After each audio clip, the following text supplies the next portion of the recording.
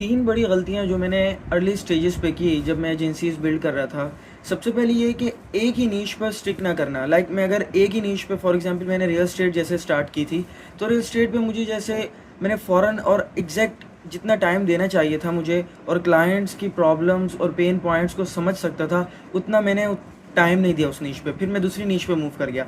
ये जो कि बहुत बड़ी मिस्टेक थी कि निशेज़ पे फ़ौरन क्विकली मैं एक से दूसरी नीश पे कन्वर्ट हो रहा था। और दूसरी बड़ी मिस्टेक जो थी वो थी परफेक्शन। परफेक्शन कोई भी चीज़ हो गई, हर चीज़ को प्रॉपर तरीके से बिल्ड करना, लैंडिंग पेज पे इतना टाइम लगाना, इतना टाइम एक-एक सेक्शन पे इतना टाइम लगा देना, ऑफ़र पे इतना टाइम लगा देना, हर एक चीज़ पे फुल परफेक्शन ढूँढना कि यार मुझे अगर मार्केट पे उतरना है और परफेक्शन के साथ उतरना है। That was not a good thing and that was not such an important thing what I have done. और जो तीसरी चीज़ थी जो मैंने नोटिस की, जो मैंने मिस्टेक की, वो थी प्लानिंग।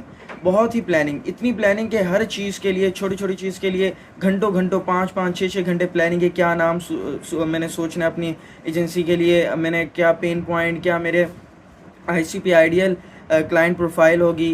एक-एक चीज़ पे इतनी प्लानिंग करनी रादर देन एग्जीक्यूशन, और that was such a big mistake I have done. और तो ये मैं सोचता हूँ कि जो 3 मिस्टेक्स की अगर मैं ना करता तो मैं जल्द ही समझ जाता। लेकिन एक्चुअल में इन मिस्टेक्स की बदौलत मुझे जो 3 चीज़ें समझ आई वो थी, 3 चीज़ें जो मैटर करती हैं वो है, एक ऑफ़र, दूसरा क्लाइंट एक्विजिशन सिस्टम। आपके पास अगर अच्छी ऑफ़र है, आप क्लाइंट के पेन पॉइंट्स को समझ सकते हैं और उनको वही सॉल्यूशन प्रोवाइड कर सकते हैं, सो आपको मुश्किल ही है मार्केट में कोई कम्पीट कर पाए। दूसरी चीज़ कि आप कोई भी एक चैनल एज अ बिगिनर कोई भी एक चैनल पिक करो, ईमेल के थ्रू करना है, कॉलिंग करनी है, या फिर आपने डीएम करना है, कोई भी एक चैनल पिक कर लो। और third one thing is delivery system. अगर आप क्लाइंट को एक अच्छी सर्विस प्रोवाइड कर सकते हो, सो मुश्किल ही है कि आपको कोई कंपेटिटर आपको बीट कर पाए मार्केट में।